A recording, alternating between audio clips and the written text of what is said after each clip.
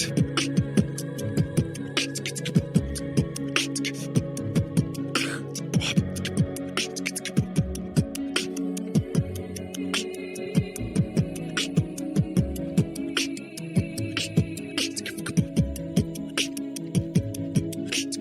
Welcome to Warcraft Reloaded, a podcast brought to you by Mash Those Buttons, covering World of Warcraft Classic and its community. I am Bobby, also known as Blazing Bob, and once again, we're joined by Mel, aka Melarina. How you doing? Hey, good. Okay, short and sweet. She's I know. good. I feel like you always want me to give you more there, and I just don't know what to say. Like, still good. Yeah, I'm good. I'm still good. Still good. Yep. And that other voice you hear, welcome back to the show, Sarthe. How you doing? I'm doing great. Thanks for having me back on the show, guys. Excited to be here. Awesome. And joining once again, we have the man that you should not listen to when he tells you to buy gold, Winky himself. Do you think there's going to be like some kind of dystopian reality one day where we're like the last 4 people in the classic community and it's just the same people every episode talking about what we've been doing? Yeah, like I'm good, Bob. How are you? We're in classic Dragonflight. Yeah, We're like, yeah. So mythic. So it's just us. Yeah. Yeah. We're back. We're the only ones back here with my stuck around. special guests, Winky, Sarthe, and Mel and Bob back together. Yeah. Again. Check it, wreck it. Let's begin. Oh, man. Yeah. So, okay. The show's going to be a little bit shorter today, guys, because we're actually doing a crossover episode. And as soon as this episode is done, we are going to go over, me and Mel, to F's and Chat. And F's and Chat is now a podcast, not just a vodcast. So they are on Spotify, iTunes, or they should be by the time you listen to this. But yeah, you go check them out on audio. Also, another thing, one of our other guests here, Sarthe, is also his Classic Life podcast will be on iTunes and Spotify and most podcatchers very soon. So check for that next week too. Thank God. Yeah. Thank you. Bro, Sarthe, Bob, why for are we helping so... with that. Yeah, thank you, Bob. Why are we so late to the party, Sarthe? I'm on episode 30 next. Like, we Don't did the even, tank deep dude, dive Sarthe. yesterday. Episode well, yours is probably more because I'm on season 3, 200 episodes into F's and Chat. Yeah, but there was a good reason you didn't do it prior. Yeah, you know what I mean? Yours was live. Like, It had. videos, Yeah, we had to play videos so no one could hear it. But now it's just like a. I think it's just going to end up like a gaming podcast. To be honest, it's going to be the way I like. You have to type a description, right? And the way I typed a description was like life and pop culture events through the lens of gamers. like that's basically it, right? Like. Nice. Because there's no description for it. Basically, it's just us getting drunk. Yeah, which is kind of gamers sick, getting right? drunk. Let's Gamers getting drunk. Yeah, that's kind of What like do they point. talk about while drinking? Yeah. Well, my lifelong goal was to start a podcast of when you're hanging out in a Discord call with like 20 guildies. Just make that into a podcast, and that's what F's and Chat is going to slowly become. I can feel it. The hard part for that is like people will overtalk on each other, right? A lot. Like, you see that within the second you get to like a 5th person in a podcast. Even, I mean, in my podcast early on, you know, I had to be like messaging Crix on the side, like, do you hear other people? I was like, Do you have everybody muted? Why do you keep talking about why that? is it happening? I think it can be good though. Like sometimes when people talk over each other, it kind of hypes the energy of the show up a little bit, and people get more involved. As long as it's not too many people, you know what I mean? Like that's it's got to be like hard. a reactionary thing. Like if everyone's like, yeah, all at the same time, that's cool. But every time Mel talks, when Yip talks over her, just because it's Mel and Yip, that's not okay. Right? Would it be like your entire guild Discord or what? Just blasting over each other all the time. That's the Crix problem, sorry. Like roping Crix into not talking over people is very difficult. So I commend you for that. As someone who's played so much Among Us with that man, that dude, he dominates Among Us lobbies.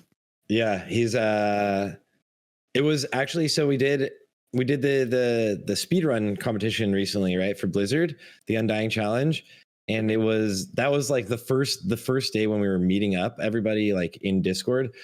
Afterwards, I was like, we definitely need to work on this. It's not because it's not just Crix. We had like budding personalities that would do it. So like Crix is obviously like large and bombastic. That's Crix. That's why you love them. But like if you have got another person also large and bombastic, then it's like neither of them are listening when other people are talking, like, and they don't also hear themselves replaying. And like me and Zyrene also are like, we're checking our own volume. So we're listening to ourselves while we're talking. So it was like this thing where like multiple times we were like, please no, just one person make space. Man. Well, nothing's worse than having people like that too, and then you don't ever get a word in, right? Because you don't want to interrupt them, and then you're just like, okay, well now we're past my point, so we'll just move on. Okay, let's go. Yeah, I'll just take this one, and that was a good. That was yeah. Great comment. All right. Well, here at the top of the show, I like to remind everybody that we stream live on twitch.tv/blazinbob. It's BLAZZINBOB.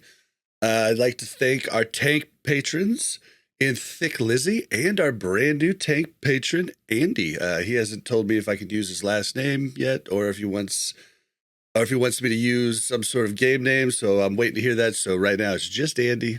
Thank you so much. Sandy. I'd also like to remind everybody to get your Rested XP guides code reloaded for 5% off at checkout and to support the show. Mel and I use it. It's wonderful. Our call-in voicemail number is 816-866-1066. And we had a couple. Well, we had more than a couple this week. We had 4. So I'm going to play those for you guys, and we'll kind of comment. The first one's throwing a little bit of shade at one of the cast members of the show, but as I just realized, it's also throwing shade at one of the guests on the show. So enjoy this. Is it me, dude? It's not me, is it? I hope it Hey, is. Mel and Bob. This is Bertimer on Atheish Alliance side. As a relatively new listener, I was just making sure I double-check my facts here. Melarina was talking about doing the NCs. So as far as I can tell, she's a priest, and she has absolutely no excuse to be ever be missing the jump on Thaddeus. Levitate is a thing, so is slow falls, and that's what we do in my guild. So, heads up, big bad if you're missing that one. But I'm a big fan so far, and hopefully a long-time listener here soon. Keep it going, and have a great day.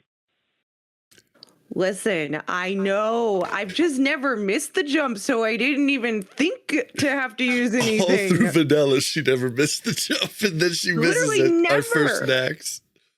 Oh my god. Oh gosh, it's so funny. And Sarthe missed it too. I missed the jump.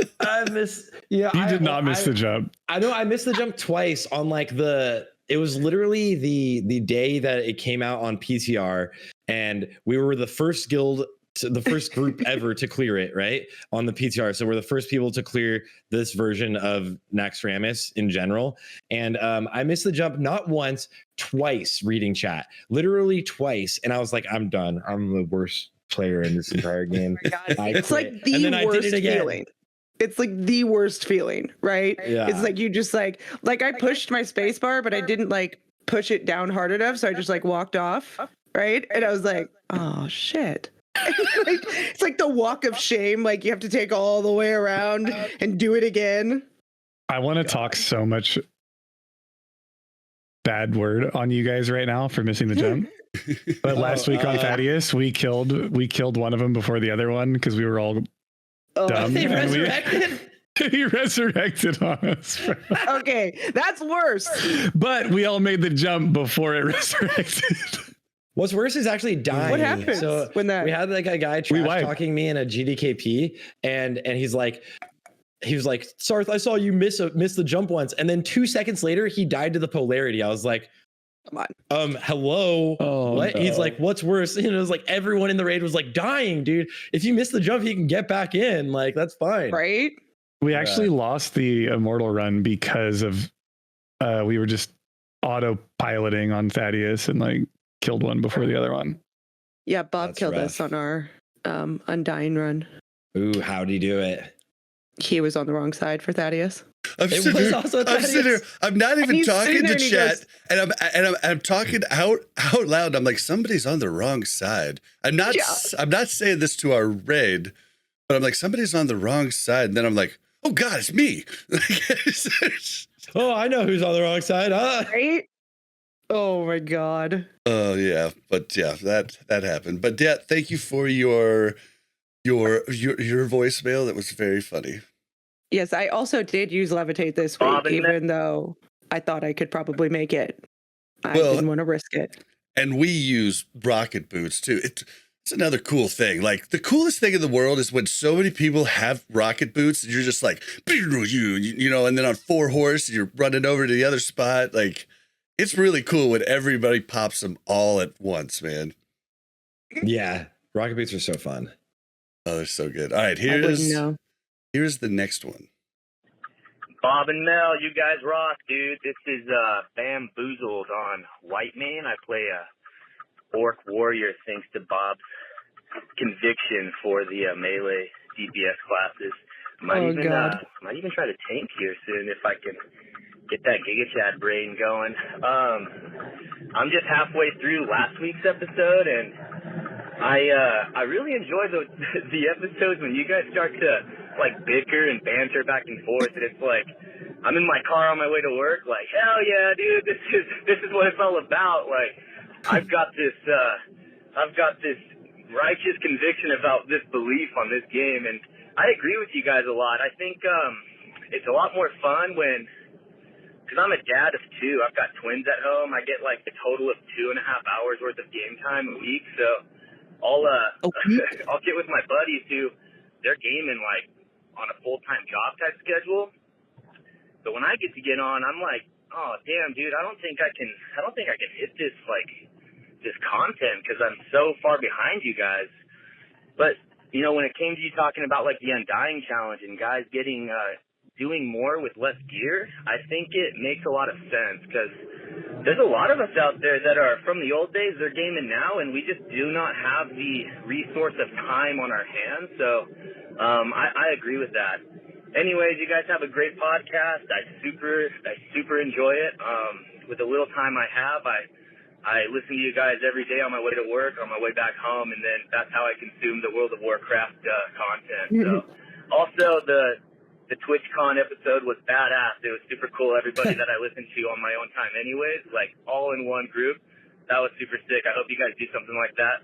And if you just want to invite like super noob, common noob gamers onto the podcast sometime, I will volunteer as tribute. I think it'd be sick to do an idea like get somebody's character into a deep dive who does not know the game mechanics as well, and you guys just help them get to like that next level of like big brain, learn their character into it deep. I think it'd be super sick to invite some of the listeners on every now and again.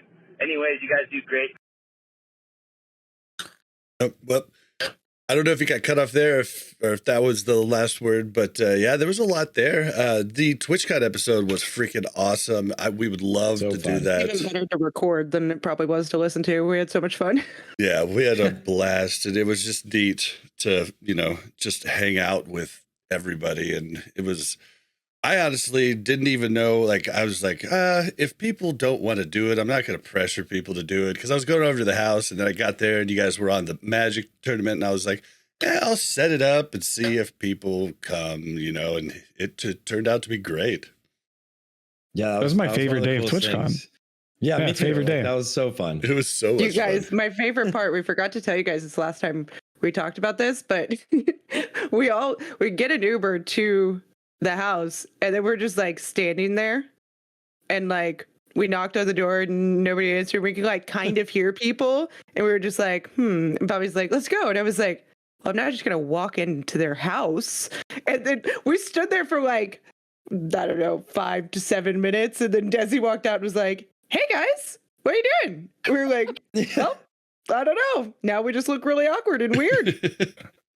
Yeah, I was like, well, we could just walk in probably. And then they made me feel all subconscious about it. I was like, Oh, well, maybe we shouldn't just walk in. I don't know. Nah, you just walk in. Just walk in. Yeah. Mm-hmm. It was great.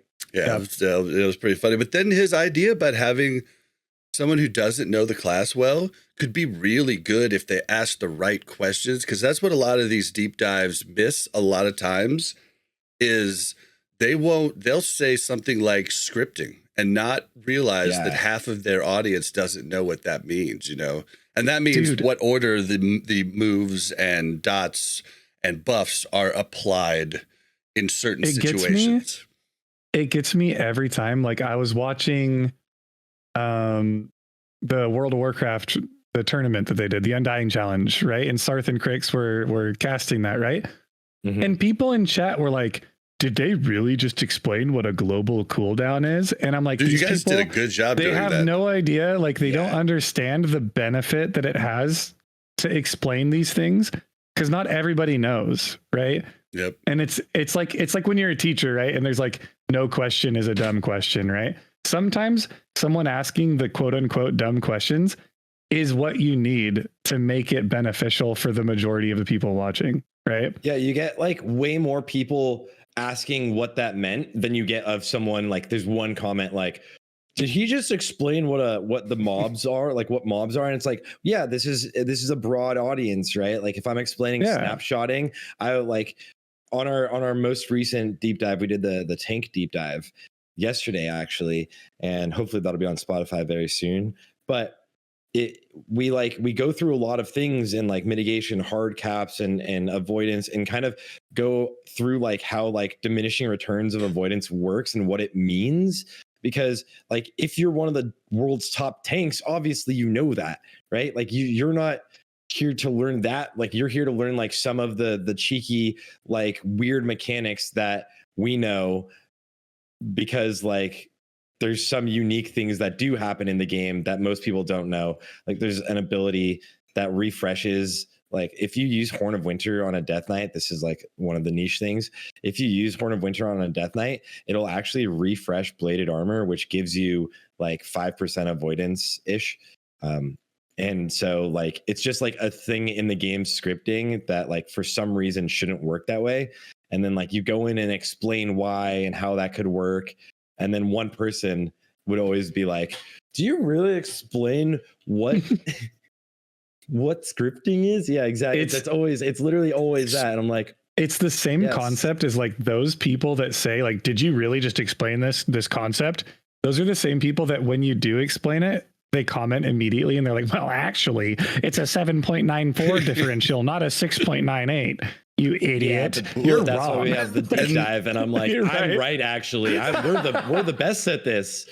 Well, and they're also go ahead. Well, they're also the type of people that make people in like say 25-man raids scared to ask a question that might have saved you from a wipe, you know, like exactly. Oftentimes I'll ask a dumb question in a raid.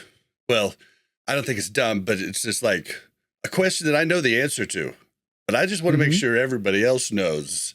And I don't say I know the answer to it, but like, you know, it's just people are often afraid to ask those questions also. So I just feel like it's a good thing to, you know, let people know. But yeah, that was a neat idea.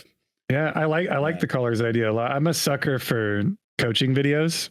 And you guys as Overwatch players, you know, there's a lot of Overwatch coaching videos out there, right? Yeah. And I like seeing that progression. It'd be a cool concept to get some, you know, let's say someone's not happy with their parses and they're a listener and they want to join in, and you know, give them a few tips every here and there, and then get them back on, right? And then boom, yeah. That's I love that stuff. Something I'm working on right now. So I'm doing that, Sarthe, but for Arena. And I'm convincing Bobby and Josito to do it with me. Really? So, that'll be great. Yeah, that's a great. So they're gonna hard because I know nothing about Arena. Yeah. So I'm gonna get them to make like a content series of like teaching me Arena and like getting better and trying to improve. You know, because I love that stuff, bro. Yeah, that's awesome. I should convince Mir to do that. And like, yo, I need 1,800. You should. It's a good video. We should both do it. We should both do it with retail people when Dragonflight comes out. We should get some retail gamers. With Mythic Plus. Yeah. I'm also like, I love Mythic Plus. It's like one of my favorite aspects of the game. So like, it is something I'm gonna do anyways. And like I used to be the highest rated on my server in like the seasons that I've played it every time. So I'm not like garbage at it, but I haven't played in forever. So now it's gonna be like, hey, like, can I get like now like and like the Echo boys that like I've talked to all the time about Wrath of the Lich King stuff. It's like, all right, let's do like a series where Yeah, you should. Classic It'd WoW be gamer good. tries Mythic Plus. Let's go. Yeah. Let's go, dude. Turns out retail's hard, guys. Yeah, right. Don't let them know. Turns out the game isn't solved yet. Yep. That's why I can't go back to retail. That's why Classic has been so amazing for me this time round, is because it's all figured out. Because back in the day I would burn out so much because I know myself. I just want to do the top stuff. Maybe I don't do it as good as everybody else, but I want to do the top stuff. And I would get pulled into doing mythic raiding, and then my life would be over. Like it would be all that I do. Like, so Yeah. it's that's the scary part about going back to retail for me specifically. But Like, I'm just worried that people are going to realize that I'm trash, dude. Dude, Yeah. Like, I'm not good at the game. PvPing, I don't PvP ever on stream because it's like that's like the most triggering. Like arenas, the second you start going in, it's like, all right, like everyone's a backseat pro. Okay. Yep. Oh yeah. Okay. Bro, and the worst is that we're friends Yeah, you're like with actual pros. Yeah, Right? yeah, That's the exactly, right. problem, right? Because then they rip your UI apart. Like in a DM, Oh, like God. you end your stream and it's like you open your Discord DMs and it's like, dude, you don't have a keybind for auto locking on to your To twos, arena threes, and targets? like Yep. arena Oh targets my for all God. three of them. Like, target what? 1, target 2, target 3. You mean Cyrene your tried to normal teach me that. keybinds aren't alt keybinds, shift keybinds, and control alt keybinds? Like, what is wrong with you? and also 12 keys Like- on the mouse. You don't have? Do you not have that? Come on now. Oh, dude, it's I do. Cargos. I do. I've rips gotta have me it. to shreds, dude. It's bad. Like when I Cargos can't. was starting, he wasn't like pro at it. You know, it's like No, one no. was pro when they were starting at something, or they haven't done it in a long time. Like whatever. But it's funny because like the backseat gaming is such a prevalent thing in the WoW community. I feel like there's always a no matter what you're doing, someone has this air of like, I'm better at you than this. Let me show you how to do it. And that's why I've always liked when someone does that in like a phase usually. And then I would like, it's so cocky, but you know, when like it was whenever I would have the rank one, I'd be like, are you though? Because let's look at Warcraft logs, you know. I'm number 1 right now. So I don't think anybody's better. That's Yeah, what- I was like, dude. you know, Okay, so you don't get that as much then, but then it's but in anything else you do. I Luckily, I still can't make a Thaddeus jump. I was playing Overwatch 2 with Crix, right? Yeah. And they're playing quick play in like bronze, right? Mhm. And I'm just carrying as Reinhardt like most of the matches, right? And then someone's like, dude, you shouldn't play Ryan. He's like really trash right now. You should play Zarya. And I was like, Zarya is awesome in the 99th percentile. Like I can get away with playing We're at the any bottom. tank right here. Yeah, Bro, it's do bronze anything here, syndrome. That is bronze syndrome. You see it in every game. I used to be a competitive Rocket League player. I used to be a competitive Melee player. I used to be like really highly ranked in both of those games. And it's the same thing, bro. You could be the worst player in the world on a bronze team picking the wrong car in Rocket League, right? Yeah. And someone be like, you need to use the Octane. You know, it's got the best hitboxes in the game. And it's like, dude, this is not your problem, right? It's the same. It's the same with Every WoW time. and human racial and arena. It's like, yeah, I get human racial's OP broken, right? But it's gonna be the game making difference at the very top end, right? Right. Yeah, but like, if you're that's hard only, stuck like with two 800, good bro, trinkets. it's not gonna make a difference, right? It's not even You're game still gonna breaking stay yet. low. Yeah. Dude, Yeah. I had the same experience yesterday, Bob. I was telling it on stream and Bob was there. Like the exact same experience where I was just like, I was playing Widowmaker and like I've been GM on Widowmaker. I've hit top 500 on Widowmaker. I'm garbage aim now because of World of Warcraft, obviously. That's all I do. And you switch between like crazy DPIs. Yeah. But like every game yesterday, I would just have like, it was like 2 picks right at the start of the team fight, a 3rd pick in like halfway through. I would like look up and I'm like, I would be moving on to like kind of pressure them as they're coming back and turn around, and we lost the team fight. I'm like, what? How? What I picked both it wasn't even normal picks, it was both healers. Oh, What's going on? It happened. Like, I was nobody playing else earlier did today. anything. Yeah. I was playing Widow earlier today. I picked both healers. We lose, and the team's like, "Shit, Widow." And I'm like, "What? Yeah. Like what?"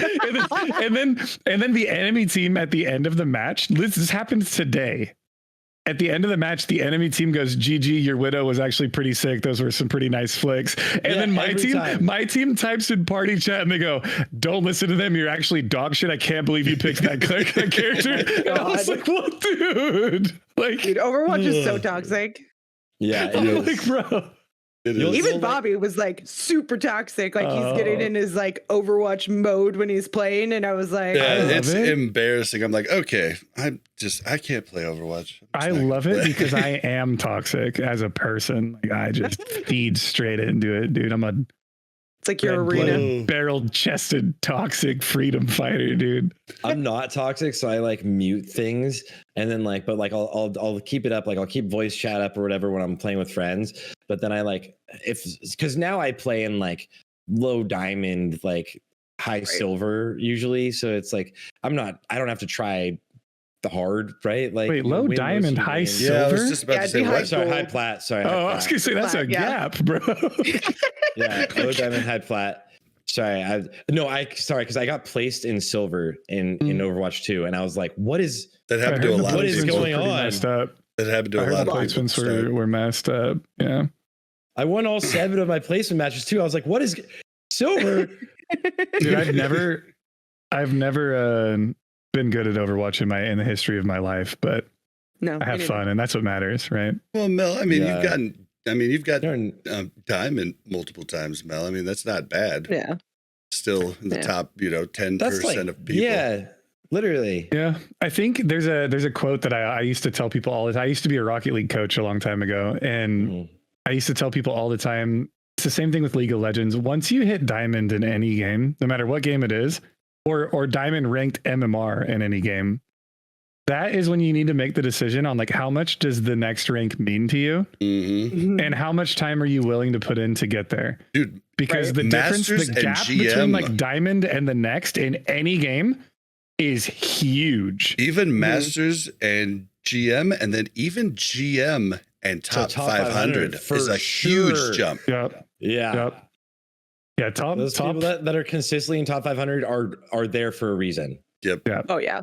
It's the same people that can pick any class and just get the highest arena, rank 1 with any class. Like it's crazy, dude. Yeah. It's nuts. They're built diff. Straight built diff. We still have 2 more voicemails. Okay. All right, here we go. Hey, this is Mark. Love the podcast. Just had a question about the 1 in 5 chance of that horseman's mount dropping. When you had a guy on the show talking about he wants to do it solo because if it drops, then he gets it. I'm just confused. Maybe you guys can elaborate, because I would think if you have 5 times as many people getting a mount that can drop, but a 1 in 5 chance of getting it, isn't your odds the same of getting the mount whether you did it solo or with 5 people? Anyways, that's just where my head's at today. Thanks. Keep it up. Bye. Okay, You are exactly right. It is the same. It's not true. No, it's not. You have a 1 in 5 chance each time somebody starts the quest. So you could theoretically see 5 mounts with one group. You're not going to, but you could, right? And if you saw 1 mount in a group of 5, you would still have an opportunity to roll on that mount. Yeah. As opposed to if you just did it by yourself. But it's still basically the same. But I believe what Scotty J was alluding to is he couldn't handle himself if it dropped and someone else got it. So he decides to do it solo. Was this an argument about like opportunity cost and like chance in general? Because like the gambler's fallacy or whatever it's called is definitely a real thing. No, he was just basically talking saying about- he he couldn't said, handle "I do it someone by else myself." getting it. Yeah. Yeah, he Because- just so I farms just it go by do it himself solo. because he doesn't want to lose the role. Yeah. You would, Yeah, I'm think about with it, him. you I agree with him finally see actually. it and you lose it. That's like so disappointing. It is I so agree with him. disappointing. I'm with that for sure. Did you know that Did you I've played see WoW it for at all? 20 years and that's the only mount I don't have from like a holiday event thing that I've never seen drop in my entire life? I've never seen it drop either. Listen, Classic Go, his girlfriend has seen it twice. It And it blows was my like- mind how that thing drops for other people. Like it's like I am that 0.1% chance that never sees it. Oh yeah. I have a friend who gets like every mount, and he got that Headless Horseman. I think he did. He got that Headless Horseman and the ZG Raptor mount like all in like 1 week, and I was like, dude. The first Baron Rivendare, Luck. the first Baron Rivendare mount that I saw on ATS in Rivendare, yeah. Classic, right? In Classic when it was still like the super low drop the chance, rarest mount, in the rarest game. mount in the entire history of the game. The Yep. first person to get it was an undead. And I was laughing No. so hard, bro, because it's just a different color undead mount. Dude. I mean, Oh, I'm not gonna God. lie. I would have taken it. You know? Yeah, 100%, If it was like yeah. my friend that was like a Tauren, and it was like my friend, right? Is the I only wouldn't give it person to him. I would have passed it to. Nah, I'd have That's rolled it. against him. That's Sorry, it. sorry to be Chance. sitting here walking up to people and be like, notice anything different about my mount? Yeah, a little bit more blue. Is it? Yeah, mine's a little cooler than yours. Checking out my It's mount? in this way. I hop on this here Scarab Lord, but Yeah. that's not as rare. Look at this. Colorblind people just don't see a difference at all, by the way. There's just no difference. Oh, It's- man. You know. That would just that'd be like, oh, the same mount. I'm like, yeah, it's, Yeah, you don't feel special at all. Yeah. But yeah, that's awesome. yeah. To answer your question, that was the reason he does it, not necessarily because it's the smartest plan, but Yeah. I feel like Scotty J's mantra in life is doing things not because it's the smartest plan, Mhm. but just doing it because Because he wants he's to. Scotty J. Yeah, I love Scotty Yeah. J. oh, Oh yeah. and, Yeah. and he claims not to like hanging out with people, but he sure likes hanging He's out with always all in of us. Discord. Yeah, Yeah, and he's a good person. That's for no, sure. he is Oh, yeah. definitely. All right, and here's the last one. Hey, it's Mark again. I have another question. You were talking about the rolling over, converting the Valor tokens and the heroism tokens once the next phase comes out, where if you have Valor tokens, they go to heroism, and if I have 50 heroism tokens on patch day, I'm going to have 50 Valor tokens on patch day, and then those got converted over to heroism tokens, then that's how it should be. But what would happen, though, to gear that is right now, say, item level 200 that you get with heroism tokens? What would you end up buying for that? Would it require heroism tokens for all of that gear then? Let's say we're at phase 4. Are you going to have item level 200 through 226 now all heroism tokens in, and then have one section for Valor? I like the idea of rolling over. I think that's easy, but maybe that's why they have frost tokens. That's why they have 4 different tokens in this coming out, is because what do you do with all that vendor gear that was now, if you converted it, what do you buy that for that 200, it goes to 213 gold. as you move on? So hope that's explained clear enough. I'm just a little confused because I think it's a great idea, but I think what do you do with all that gear? Let's say you just ding level 80 and you want that 200 gear. Can you buy that with heroism or 213 if it's the same token? Is that all heroism now? So It's a good question. I like that actually. Yeah, that's sick. Yeah, I we think talked you about put, it like, last week. Mhm. So basically, we don't know for sure what they're going to do. We do know that we see an exchange vendor that has every emblem. The only thing that we know for sure is that dungeons and raids throughout are only going to drop 2 types of tokens. Now, if it could go to the next token, and now from heroics, Valor drops. Or they could just keep the same tokens, and then anything, when we go to Ulduar, anything that's the 213 item level would then now cost heroism tokens, not Valor. But with the vendors in the game, I mean, Scotty did a really good video on this, but like, it probably looks like we're gonna move ahead, but now all of the second tier tokens are gonna drop from everything, and you're never gonna see a heroism token drop again. But you can still exchange down if you want to get that old gear. That's the guess, I think. But does anybody else have any thought on it? I mean, it could just do it where it's for gold, right? Like they move valor to heroism, and then you move heroism to you can just buy it at the vendor. I think that would frustrate people. I think people feel some version of like a vendetta when someone gets something easier than they did. It's like a weird natural thing for people. Maybe it's not natural. It just happens. You see it all the time. But I think it would be like, it makes sense. Like, even if you couldn't exchange down and just have everything move to that one token, like what would be the point of exchanging down for some item level 200 gear when you could buy some item level 220 gear? Like, why would you want to do that when you could run like the heroics, the normal heroics, and get the new tokens for that 220 gear, 226, right? So like, why would you buy an equivalent? And then at the same vein, though, if you did want an item like a trinket or something, then you would just buy that with the same token. It wouldn't like cost more or less. I think it'd be cool if there's literally just the current token in heroism, right? And then the heroism, whenever anything demotes to heroism badge gear, right? So whatever the current token is has its current badge gear, and everything else is heroism. All of that's BOE. All of it's BOE. All of it's BOE. Because then you can buy with heroism tokens, right?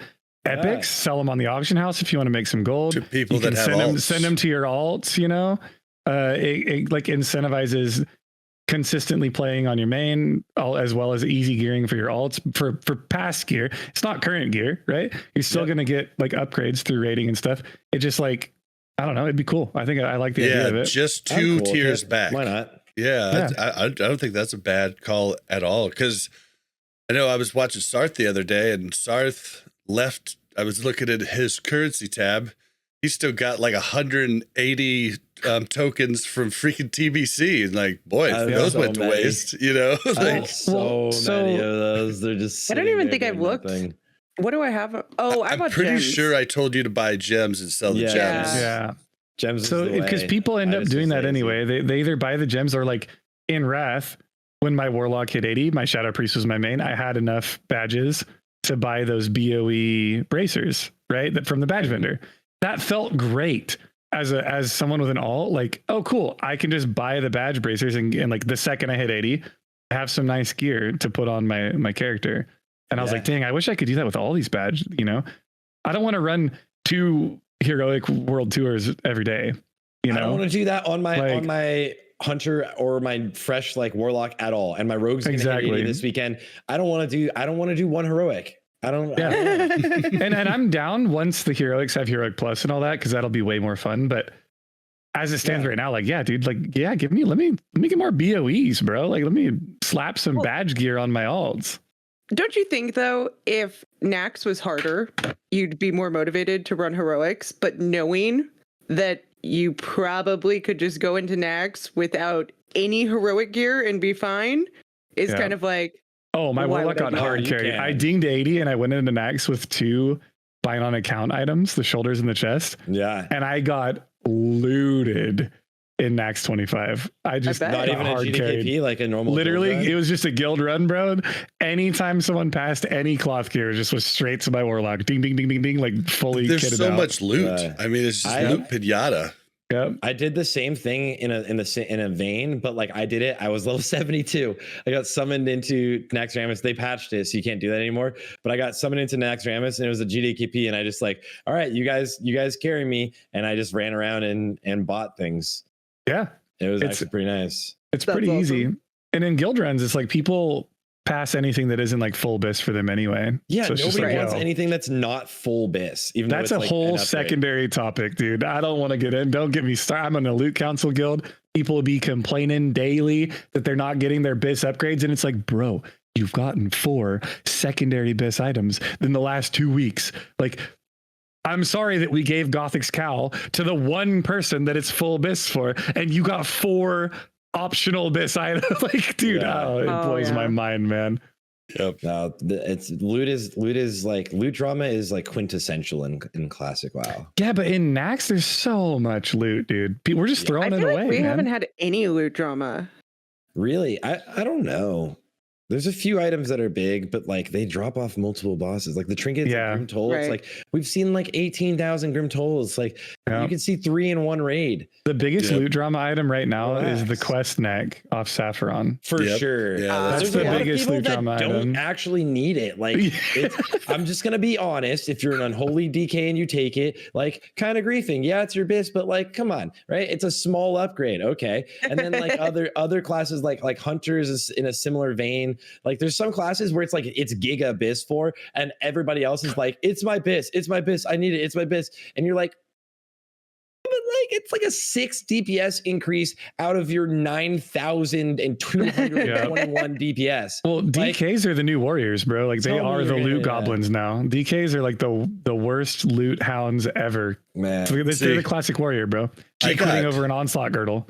I got lucky as hell because like the only thing on my combat rogue I was really worried about was main hand weapon. And the first raid I got Calamity's Grasp. I was like, Easy. There you go. I'm chilling now. So That's actually the last thing I need on my Shadow Priest is I need a weapon drop. I've been passing on like every weapon because it's a better upgrade for anyone that isn't a Shadow Priest in phase 1. So it's the last item I need. So I'm getting blessed up with like trinkets and stuff, right? Like they're hooking me up where it helps, but I'm not going to take a torch, dude, from a healer. Are you kidding me? Yeah, It's like, it's bis. It's like, bro, what? No, Mel would shoot me. Yeah, 100%. Yeah, hell no. Well, I got the offhand like week 1 or something, but I didn't have a main hand. I had like a staff from Now that's toxic. next in. Yeah, And that's toxic.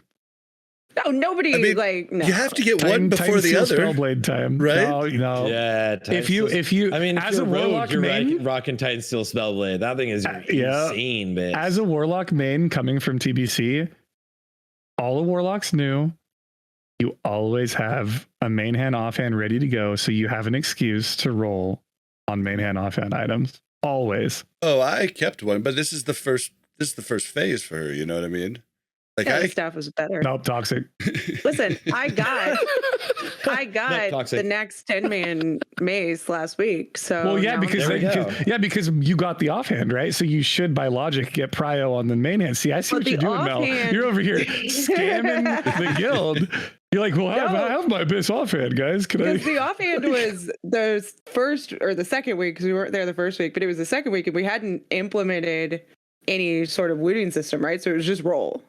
Oh, the yeah, second you're good week. then. Yeah. So It's that pre-required guild runs where you roll everything. yeah, Those are the best. while we're getting our systems up and running and Mhm. all of that. So it's good. Yeah, we didn't have any drama when it was just slash roll. Yeah, because like one person wins everything, and then like one person, there's always one person in your raid that low key has the worst loot rolls of all time, and like they're just like, luckily, like hopefully that person is not there for loot. I have like a long That's me, by the way. that anyone who plays this game specifically for loot will quit when they're bis. They are the type of people that like your guild gives them a full set of loot, like full bis, and then they stop coming to the main raid and they bring their ult to the main raid. I and hate they're those people. like a GDKP. Oh, I hate those people, especially after living through like 2.5 freaking phases as a freaking Shadowbolt block because like I felt bad and I couldn't leave my raid and change mains. So God, I hate those people. Ugh. Yeah. That was me at the end of Classic and Nax. Like, I stuck around till the end of Classic raiding Nax just because I felt guilty for like being loot goblined out and like abandoning the raid. Dude, well, and what sucks is nobody ever, like, I just say nobody, but it's oftentimes overlooked the people that continue to come week in and week out, putting all effort in. Like in Classic, I was bis as hell for half of BWL. You know, the first half I got bis. And then I came every week with the chance of getting like one item. and I came fully consumed, full world buffs, you know, and but like people just there was like don't one notice person that. that still needed stuff in Well, and I've been in the position before where you've been waiting on an item for a while, and then someone switches a main and they get the item over you. And it, that's tough to stomach too. That's a tough one. That really tests your faith, right, in your guild leadership. Like when that happens. Because what if it's like there's times when a guild's like an officer needs to swap to tank because you feel like you're losing tanks, or like it's a very different key story role. though. That's the only time, because then like they re-roll and it's like you start kind of feeding them loot and you try to explain that, but there's definitely people that are like, well, I've been off tanking this one fight in the entire raid for the last 2 months. Right. Why can't I get all this loot? And it's like it's like an unfortunate, just really quickly, we kind of need to gear him because he's going to become our main tank as we move into like speed runs and roles are swapping around. So this is like someone we trust, but like no one can ever see that big picture. Like no matter what it is, no matter what, if you didn't get a piece of loot, there's a reason why you were overlooked in your head. That is definitely different than what other people see. And they might have taken that into consideration, but like you don't see that at all. Like you're like, right. You're like, I think there's also a difference. You're just like, they don't like me. And that's why I didn't get that loot. You know, like, they don't think I'm it's good. Weird. Yeah. But I do think there's a difference when like the guild needs somebody to switch to an ult versus they're just tired of playing this one character and they switch to an ult. Yeah. It's if someone wants to switch to an ult, you just have to, as leadership, tell them straight up, you can switch if it will keep you raiding with our guild. If you're going to burn out on your old character and like you're done with that, but you are going to be last prio for a while on loot. On right? Everything. Unless, like speedrunning guilds are different because it's like we know what roster we want to play, right? Right. And we bring in specifically like players, and we try like they will play like the best players will be able to play anything of any class and be like the best at it usually. Good reference would always be like a Londo, and just like it's not speedrunning, but like he's rank 1 on like everything he does, right? He's just a great player. But in the speedrunning world, there's like you see like Tetsu or Fienzi or a lot of people who can switch different classes and play them super well. So if it's required for the speedrun, like we need this in our main run, and your class we expected to be better, that's like on us. So let's swap it around and get you geared really quickly. Yeah. Well, they also split for that too. Like that's part of the reason, though. This whole reason like splits exist, you know. Yeah, is to get everyone, all the main people geared. You know, right now I know of guilds that have 8 splits. Progress has eight splits. That's crazy. Yeah, that's insane. That is insane. Wow. Well, so they will be full best. What's everybody been doing lately? We kind of talked about like what we've been doing. Anybody have anything else they want to throw in before we hit the news real quick? No. I think I'm good. Yeah. I leveled my jewel crafting and my tailoring finally. Nice. I'm finally getting back to Rogue and Hunter. There you go. That's exciting. There you go. Are you playing the combat Rogue? Rogue is, this is a little not secret, it's obvious. Rogue is currently the number 1 on overall damage, but I think it's going to be the best class this phase for speedruns, and that's from seeing some things I can't reveal until some speedrun tournaments happen soon, you know?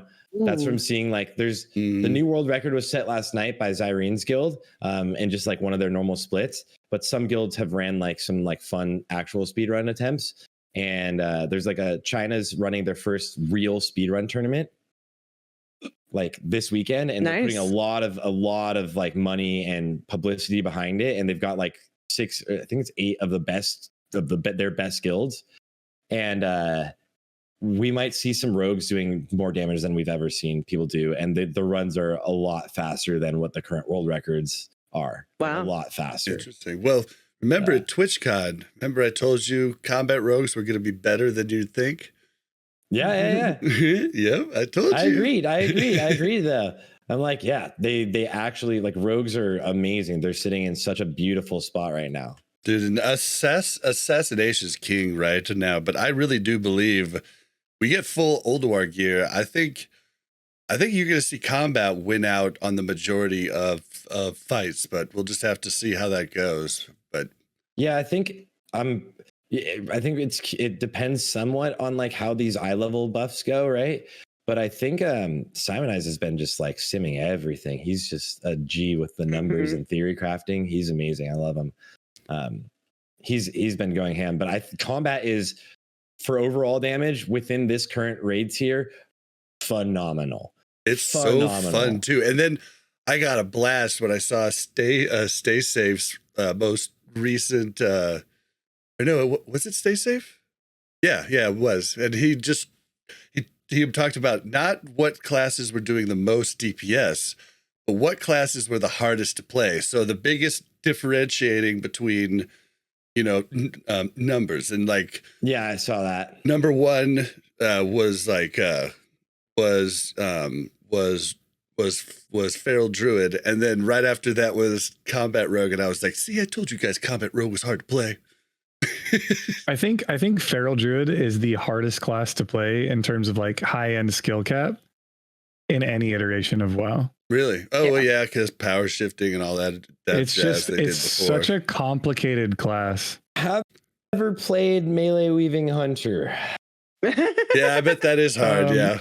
Yeah, I've also downloaded auto hotkey too. It's no problem, bro. Without auto hotkey, within the top like 10 in the world.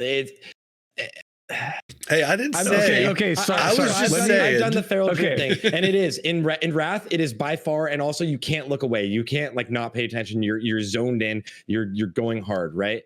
I still stand by. I think melee weaving, like really good melee weaving skill gap wise, like that was like the best. Feral Druid, though, it feels bad. It's that like, the meme where the guy's like in third and he's like pouring champagne. It's like, you try so hard. You're the best Feral Druid. You're 11th on the DPS. Still, yeah. It's unfortunate. Yeah, it's like, I think they're going to scale better though as it goes on, right? I hope so far, you've worked so hard to be so good. And yeah, but I think Feral Druids are built diff, bro. Like if you play a class like Feral Druid, you're a weirdo like me, bro. Like you're like a warlock in Classic, right? You're someone that only cares about how you stack up against other people playing your class, right? Yeah. And that's just like a hard requirement for Feral Druid. Well, yeah. But I think honestly, you brought up like top 10 in the world, right? Yeah. I think any class at top 10, aside from like the current flavor of the week, Giga meta, right? But even then though, to be in the top 10, you have to have a crazy high skill cap anyway. Well, and right? on top of it, a guild that's like doing the right things to help you get going, like. Yeah. If you looked at like parsing as like a warlock in Wrath the Lich or TBC, right? Like if it was like a warlock, it was like that person got 3 PIs, 3 bloodlusts, it was like, and he also spam Shadow Bolt whole time. It was literally just Shadow Bolt. Yeah. He has less cast than the guy that got number 17th, right? But the thing is, you got more crits. You got lucky, right? So that was a difference, right? And that's more crits in a 20-second shorter fight. Yeah, like some classes, like there's an exact rotation, but some of them there's like this is so much like a really good shaman, enhanced shaman. I don't know if you guys have played one yet, because I've only played with a couple. Yeah, we've got a good one. He's really amazing. But most of them also, that's another one that's like a pretty high skill gap. I think I think that there was a disassociation with the thing that Stay Safe was looking at, because it said Unholy DK was like number 3 on there. And that's more of like, if you have a fast kill time, your Unholy DK is a god. If he knows how to snapshot, which like just watch my videos, that's not even a flex. It's straight up very, very straightforward.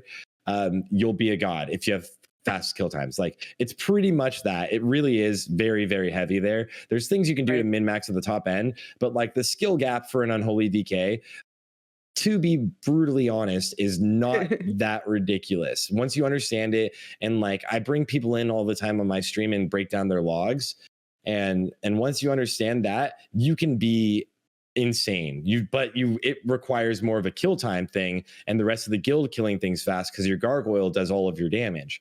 So like if it dies fast, you're amazing, but the slow ones have really low DPS. So like I don't think it's fully indicative of what is the highest skill. I do agree fully that Feral Druid for Wrath of the Lich King is phenomenal. Do you agree that Combat Rogue is number 2 though? I don't know if it's number 2. And the reason I say that is just because I haven't played every class. You know what I mean? All I know is it is tougher than anything I've done in Classic prior. And it was tougher than when I played a little bit of Warlock but it was Destro Lock back in Wrath. That was my alt. Mm-hmm. So I just know that it's got a lot of things, a lot of moving parts, and a lot of decision making depending on mechanics. Like, do I save bubbles? Do I re-up this, or do I wait? Actually, I need to get this bleed in before we have to run over here. I'll do that instead of slice and dice. Get one bubble, run over here, hit slice and dice right as I get to the mob. That you know what I mean? Like, it's just it's like an art. And you get better and better at your rotation depending on the fight and what practice you have with the fight. So it's a really fun one to improve on. Weird. I was it's just like happy. It's like being a healer and being like, I have to react. It's so, for me, it's so similar to the classic version of Rogue, and I love that. And there was a big skill gap from the top rogues for overall damage back in Classic to now, right? There was a large skill gap. But that was like, it's all about decision making. When are you going to use cooldowns? How long are you saving them? If you use them here, will you have them up for this? I mean, we have less of that because CDs reset now on bosses, right? Yeah. But like a similar situation is still a thing, right? And I think that's awesome that rogues get to have that decision making now again, which is just a really fun play style for them. But I'm curious what the like general public and anybody watching or listening to this, like, kind of email the podcast or call in and leave a voicemail, because I'm really curious if that is what people think is the most complex of the classes or second hardest. I personally would wager it might be maybe enhanced shaman. Like, there's a lot of nuance that goes into enhanced shaman. Yeah, and if you were going to ask me and I was going to make a educated guess on everything I've done, because like I watch a ton of stuff, like I watch every single one of your DK videos, and I've never even played it. Well, I played a DK back in Wrath, just the starting area, you know what I mean? But I watch these different things, and I've watched all of your deep dives on different classes, you know what I mean? Like, so I am knowledgeable, but I just don't know. But if I had to guess, I would say Combat Rogues in the top third, whereas Assassination's more in the middle third somewhere. Assassination single target rotation is like 3 buttons. Yeah, I know. So Taxic is one of my in real life best friends, also a rogue player in Classic, right? And he's going to be on Epson chat later. He DM'd me the other day on Discord, and he was in raid. And I was like, what are you doing? And he's like, I'm playing the most brain dead version of Rogue that exists. Because he was feels bad, dude. And it's like, dang, dude. Because he's one of those Rogue players that like really takes it seriously. They try and, min max as hard as they can all the time, no matter what. And it's it hurts that he has no like foundation of like fun, because it's like complexity is fun for a lot of rogue players, right? It is similar to playing a discipline priest right now. Let's be honest, right? I went from hole raid. Yeah, like literally, I went from being like a fun holy priest in TBC and like decision making and stuff to now like, all right, bubble. Prayer mending, bubble, bubble, renew, bubble, bubble, bubble, bubble, bubble, bubble, bubble. Like, but you know what's super fun about priest? Holy. Holy priest is Jordy so cool. It. And you get the cool I'm the only priest. Just holy. Yeah. Just go holy. You can solo heal with a paladin in 25-man max. You don't even need a priest in the raid. Well, it's okay. But you might not bring a priest. Well, how are you going to do Resuve? Okay, you might bring a okay, this is a question. This is a question. Actually, some guilds are doing not Resuve. Can you use the mind control cap from engineering, the enchant on Resuvius? Never tried it, but you don't get control over the person like you do with MC. Do you not? No, they just like follow you around as kind of like a pet. Oh, that's kind of lame. I thought it was like a full mind control. But you can do it with hunters. You can do Resuvius with You your just hunters. train hunter pets into him or what? Like, No, you just distracting shots of yeah. taunt. yeah. Oh, so you just kite him? We did it. Yeah. Bounce it back and forth? Our guild, Yeah. we lost all of our priests the second week, and two warriors and somebody else taunted it back and forth at 3 sides of the circle while we did the fourth of the boss. Yep. That's sick. It totally works. It's a nice like chill way of doing it. That boss is like but- that boss is scary.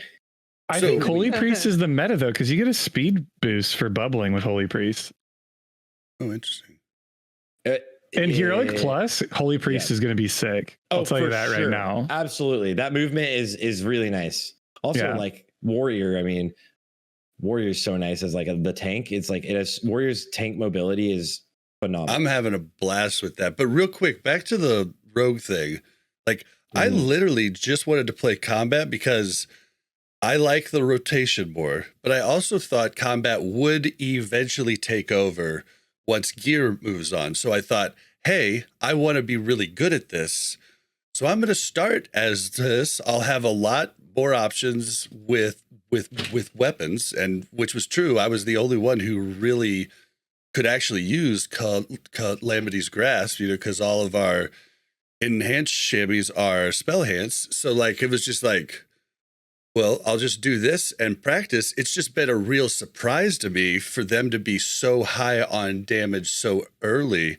And it has me excited about the future. But on top of that, it makes it so we don't have to take a arms warrior, which is the worst at the moment. True. So our warriors get to go, fury and have a little bit more fun, right?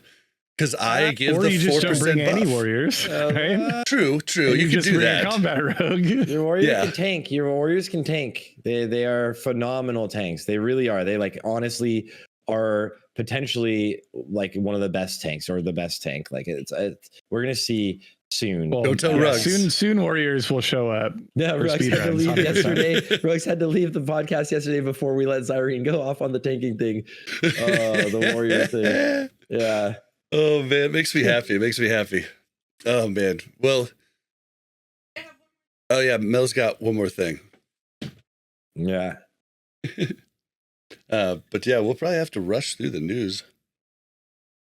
Was there even a lot of news, to be honest? Not I really. didn't see- Most of it's just like to let Mel's the people best, know. and Bob, you're wrong. Oh my Yeah. gosh! I can't actually, believe that I turned off. the hotfix one is pretty big, actually. Hey The guys, pumper dumpers. So Yep. I've been leveling my pally alt, right? Mhm. And I tanked my first dungeon. Oh yeah! Let's go. I was such a Oh, hell proud yeah. mama bear when she did it. I was like, "You did so Because I've good." always been a healer, always. Since What I'm a original. flip proud of of the you. switch. Yeah. You're on the other side. Pally How tanking did is you so like it? fun, too. I was so nervous. And we went with Yeah. 3 pugs. And it's like, what did we do, Bob? Nexus, right? Yeah. Listen, these pugs, Bob's my healer too, right? So we've Yeah. just like totally switched roles. Yeah, so you're And- really screwed now. Yeah. I did pretty okay. much. Mhm. And so, well, my favorite part is I like pull something and then no doubt somebody else pulls the next pack from far Standard away. as is tradition. Yep, And- typical. Bob's like, Mel, you gotta slow down. You're not geared enough for this. I can't heal through all of this. And I'm like, She's a I'm little not pulling squishy that still. shit. You're like, that wasn't me. That wasn't me. Okay. I didn't do it. But I kept Uh, aggro on everything. Okay.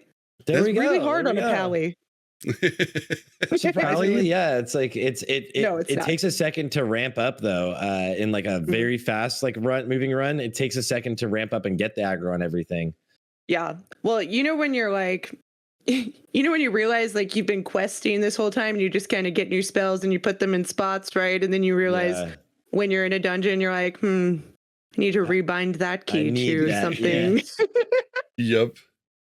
Yeah, I have started gonna work. actually, because I've played so much alts in Classic, I started to actually, I have the same key layouts on every character now, to where there's the same thing on my mouse and everything. So if I look at that Yeah. spot, I could see it easy. And now I really think about it, and I'll like leave something out of a key spot because I'm like, no, I know that's where penance is going to go. So I'm not putting anything there until I get it at, whatever But level. you also have to realize, like, so like that. I do that too. I'm like literally like so many of my abilities on when I'm leveling up. As I'm leveling up, I literally leave like spots open. Yep, Yeah, same. So and it's just like, I get that on stream, dude. When I'm leveling hardcore, they're like, "Yo, why'd you just skip number 3?" And I'm like, "Well, that's where corruption's gonna go."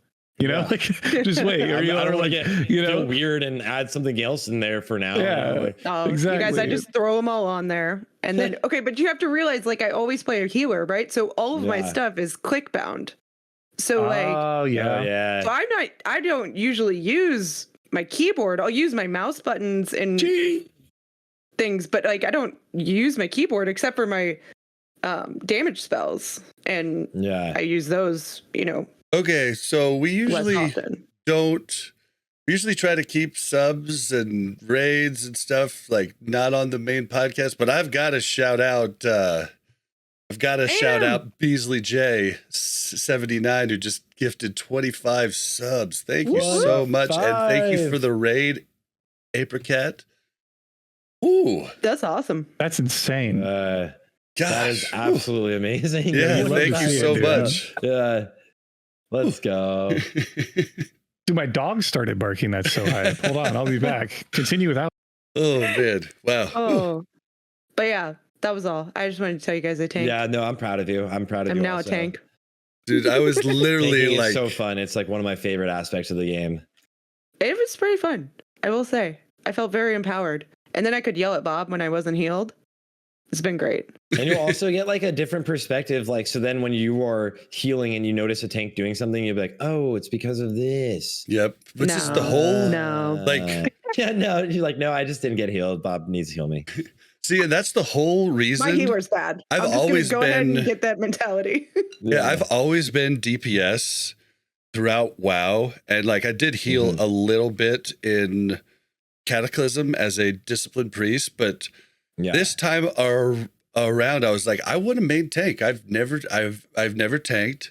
I want a DPS, and now my third alt is going to be, or my third character is going to be the priest, and like I just want to see all aspects of the game, you know. Yeah, play it all, see it all, be it all. Yeah. Yeah. So it's been So wait, I pretty think fun. I'm level 73. So we'll see. We'll see 74. how it, So you're getting there. You're getting there. we'll see how 74. it levels. Oh, 74. Yeah. We'll have yeah. to touch base when you're in Nax and like, how's Oh, it God. going? How's the Yeah. tank? Like I'm healing now. Yeah. Yeah. I do Pally think healers are so good too. Yeah, they're so I don't know. phenomenal. if you want to be a better WoW player, the number one tip I give my friends is make a class of every role and do it.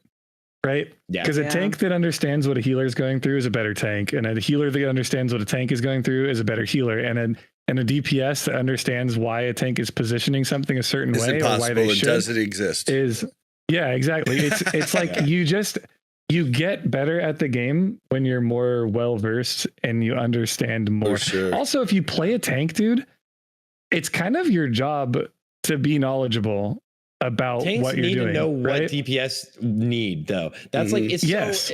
it's so crucial. A good tank knows exactly what he's gonna do to Mhm. help the DPS do more damage. And Well, if he also the doesn't, good that's, tanks, crazy.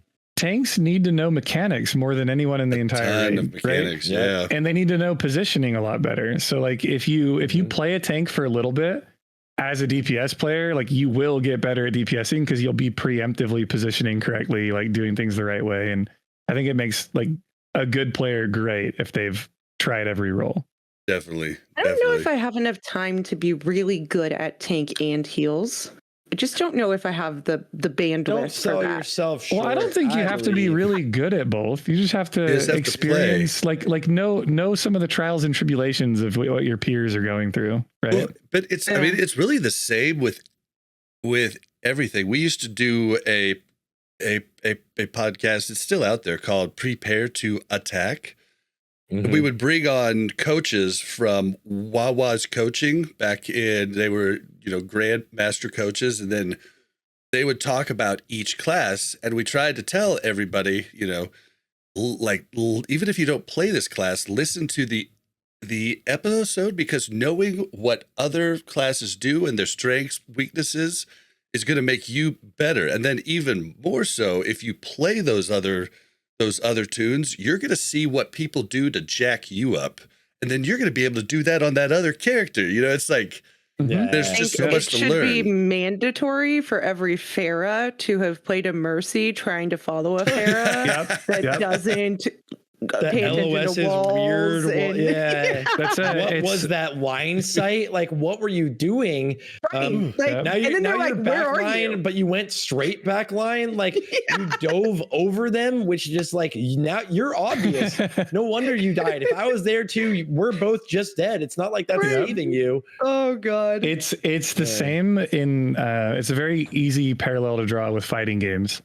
If you've ever played a fighting game, the first thing you learn is, how do I beat this matchup? I need to learn to play the other character, right? The second you learn how to play the other character against your main character, you know exactly what your opponents are going for and why they're going for it, right? And then you learn how to play around that, but it's good. Yeah, for sure. Yeah. Oh, man. Yeah, I'd probably be more understanding if Bobby wasn't the one healing me, you know? Oh my What is god. going on? What is You also Beasley? understand more of like what Oh he's my doing god. wrong. Hype Trade is here. Another 25 subs. Oh my god. Beasley. Ooh. Yo, Beasley's insane. I know, man. Right? Beasley Insane. popping Beasley's off, yeah. goated. Man. Ooh. You're gonna have Oh my to. god, I love that. Oh, That's man. crazy. What a dominant asserting moment. He just says in chat, "I'm Beasley." what a boss, dude. Ooh. I wish I could give 50 subs and be like, "I'm Winky." How you like Yeah. that? Like, You're welcome. That's me. did Oh, Bitcoin Not for skyrocket the today? subs, What's going not on, for the guys? subs. Like, You're welcome for my presence. no, is Bitcoin up right now? What's going on? Like, is that what? Oh man. Try to keep my composure to like do the show here. Yeah, I know, right? Okay, so yeah. I guess move on to Quick fire news. time for the news. All right. Now this one is just the like the classic hot fixes. We don't oftentimes mention these, but since Sarthe was on the show, I wanted to ask him. They changed the beaming Earthsiege diamond somehow, and I think it was the same one you were showing with the helm weaving thing that would give like super quick mana regen. Is I this think we linked can to blame that? this on Sarthe as well. So I'm Yes. Right? Always Yeah. It's like blame it on Sarthe. warriors are like, Sarthe, you got fiery fixed instantly. I was like, no, I didn't. They were fixing that no matter what. Well, Like, it's not me. Like, there's a trend here, but there Sarthe. is I'm a just trend. There is a saying, trend. you know? I've actively been afraid to make videos on how insane rogues are right now, because I'm like, are they gonna do something? Like, are they gonna change it? Like, what is going on? But yeah, so there's this meta gem that gives you 2% mana every 5 seconds. That's what like it does. But if you activate the meta gem by equipping it or equipping like a wand that had a gem that like triggered it, like a yellow gem, it requires like 2 yellow gems or something, then you would instantly get that effect. But you could actually have a macro in combat with the portable mailbox next to you that would open up a bunch of like green meta gems in your mailbox and equip and unequip the like green normal gems, like on like one piece of armor that would kept activating the meta gem, so you permanently had mana, like infinite mana, and you could do this and spam this all the time. And the reason they fix this, I know for this isn't like a fact, but like the reason they fix this is because you could do it in PvP. You had infinite mana in PvP. Max mana in 9 seconds, I think, is what it ended up being. Maybe 13. Yeah, and I saw it. My buddy Zyrene, I don't know if you guys have had him on the podcast. He's phenomenal. Oh, we've had him on, a few times, definitely. He pinged me about it, and then he pinged my other friend Criteria, and Krat made this like phenomenal video going into all of the ways you could use it. And so then I made a video just like, hey, my audience, look at Krat's video. It was like the most like, hey, look at this. Oh my God. And this is super broken. So if you want to do it, it's like an easy way. I knew people one of my friends made 8,000 gold that night selling all of the gems. Like I knew people that made like 30,000 gold the day of fiery weapon enchant before like I released the video. Oh my God. Oh wow. And the people that made all the money on yeah. the clams, Yeah. Yeah. Yeah, it's a lot of money to make in one night, dude. That's Ugh. crazy, So- man. Let me tell you. I didn't want to interrupt Sarth, but thank you, Mr. Sully, for the 20 gifted subs. I don't know what's going on right now. Sully. Something's happening. 70 for the podcast. Let's go. Oh my I gosh. know we've just this- like What's the tripled. highest podcast ever? Yeah, what is we've going just like on? tripled by subs. Jeez Louise. Oh my gosh. I'm going to do that thing where I make people really mad right now. And I'm going to tell you, I see your 8,000 gold that your friend made on diamonds. I can make that in 5 minutes at work because 8,000 gold is about $14. Oh yeah. I could also. My work is playing this game, so I could do that in a GDKP and like host one GDKP. I just made like 40,000 gold in like a okay one, right? You know, like, Yeah. We make Thanks to once you the can Oilers play, at home that use promo code Winky at G2G. yeah, that's the sad part. Do you have one? Is that a real thing? It's a real thing. You can use promo code Winky at G2G.com. Get fucked. Oh my God. I'm selling out, boys. No wonder he's not in the Discord, Sarth. You know, now we find out. What? Yeah, exactly. Like what? All right. By the way, guys, his battle.net is for banning. I know Blizzard employees that are in that Discord that have spent more money on gold than I ever have in my entire life. Use your code. Just saying.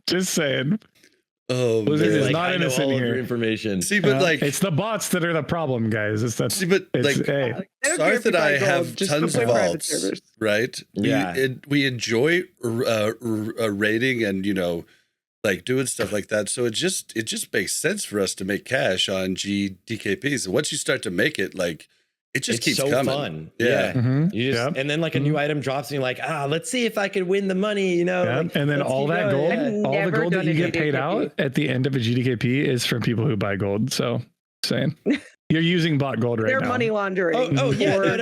Yeah. You're just working harder for it. It's like it's like the thing is like if you can't beat them, join them. But like I don't have to join you. Like I'll play with you and I'll take like I'll leverage you. You bought the gold. Now spend it on me playing the game. I'm gonna play the game anyways. Now you spend it while I play the game and make me gold.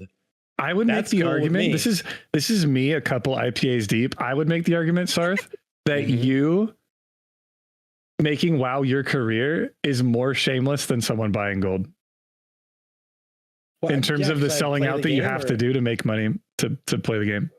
Sorry, I just had to gift Sarth a sub because he was the only one to chat without one now. Yeah, what a dodger, bro! Imagine dodging the 80 gifted subs today. There we go. No, I'm just reaching. I'm just reaching at that one. Sorry, yeah, I'm like, I don't know. That's just a reach, Although, bro. To be That's fair, just me being wrong. Fair, I have done Raid Shadow Legends sponsorships. True. Like, is that it's fully selling out, but it's like 2 hours of me playing a mobile game. Yeah. You know what it is though? It's fine. Like 2.5 months of rent, which like if a really, really large creator did that, it's like 2 hours of playing that mobile game for like $1 bajillion. Like whatever, right? That is crazy. The guys as a fellow streamer, right? Yeah. As a fellow streamer, I embrace the cringe and I also embrace the sellout. Dude, you kind of have to do it. It's just one of those things. Yeah. But you selectively do it, right? Yeah, like when it's like this can help me actually improve. Like I do it like I did that and I bought a new camera, right? Yeah, like that was like the point of that sponsorship for me. And like I try to be like very transparent with my audience and stuff. It's like, this is why I'm doing this. But like, you understand everyone's a creator. And then but like if you go to like other YouTubers, it's funny because like every YouTube video has a sponsorship. Like every major YouTube video has a sponsorship. No one thought twice about that. For half a second. It's just one of those things, like transparency is key, dude. I am giga transparent about buying gold because I know how to prevent myself from burnout. It's either I buy gold or I grind my ass off and I burn out on the game, right? Yeah. And what it comes down to is like there are a million people that that every listener here knows that buys gold daily. Everyone. And they do not say that they do. They actually actively pretend that they don't. And that's more triggering to me than me just being shameless about it. Everyone just admits it to me. They're like, yeah, obviously. Everybody who's not a creator does it. admits it to me.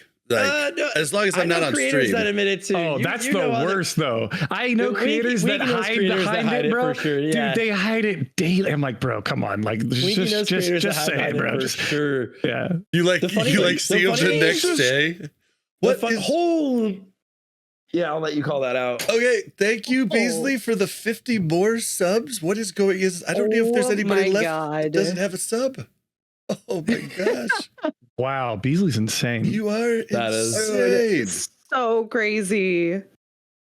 Like, That was amazing. That was, We love you. Yo, I'm unironically obviously. bricked. yeah. I'm bricked. Good job. Oh my god. You know how much gold you can buy with that, dude? Oh, Yeah.